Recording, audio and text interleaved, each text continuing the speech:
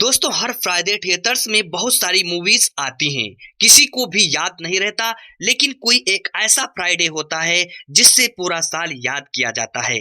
2023 साल नहीं, सालार है। पहले ही इशारा कर दिया था प्रशांत नील ने, लेकिन हम लोग ठहरे ना समझ। कब से उन पर शक किए जा रहे थे। अगर हॉलीवुड मूवीज देखते हो तो क्रिस्टोफर नोलन का नाम पक्का सुना होगा।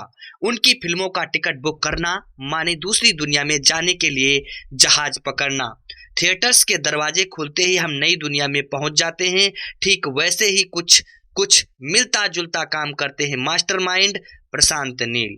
केजीएफ के बारे में जब सोचोगे तो ऐसा लगेगा कि साल 2 साल रहकर आए हम लोग।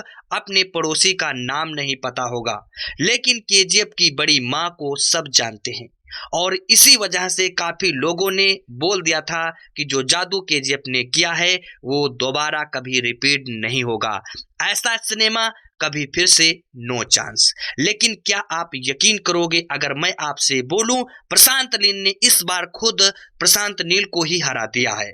क्योंकि सालार की रेस वहां से शुरू हुई जहां केजीएफ खत्म हो जाती है। शेर जंगल का राजा है, हर कोई डरता है, लेकिन जब शेर ही खुद किसी से डरने लग जाए तो समझ जाना दरवाजे पे डायनासोर आया है।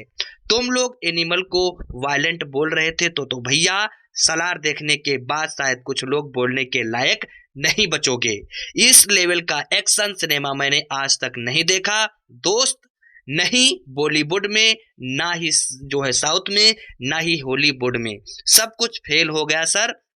सबसे बेस्ट चीज इस मारधाड़ का मतलब है, एक रीजन है, एक टेलिंग वाली कहानी है इस फिल्म में, जिसके लिए ये एक्शन किया जा रहा है।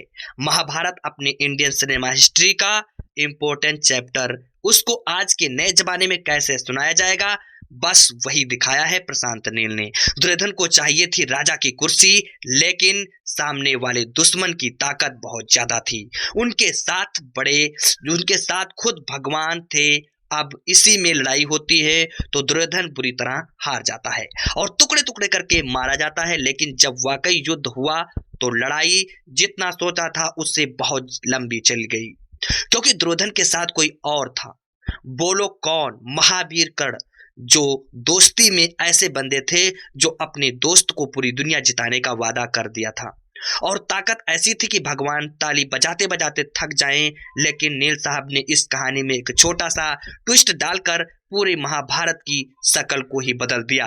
क्योंकि इस लड़ाई में कर्ण दुर्योधन के पीछे नहीं बल्कि आमने सामने खड़े हो गए हैं।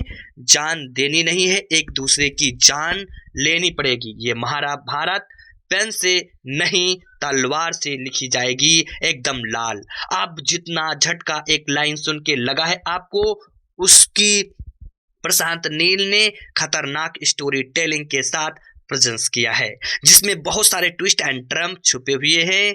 केजीएफ और केजीएफ 2 पे काफी लोग शिकायत करते हैं कि मास के अलावा कहानी तो कुछ स्पेशल नहीं है। उनकी सारी शिकायतें सालार के बाद दूर हो जाएंगी। आपने सालार मूवी अभी तक देखी या नहीं देखी, और या आप देखने वाले हैं, कमेंट बॉक्स में बताएं। यदि आप भी प्रभास के फैन हैं तो वीडियो को लाइक एंड चैनल को सब्सक्राइब जरूर कर लीजिएगा। मिलेंगे फिर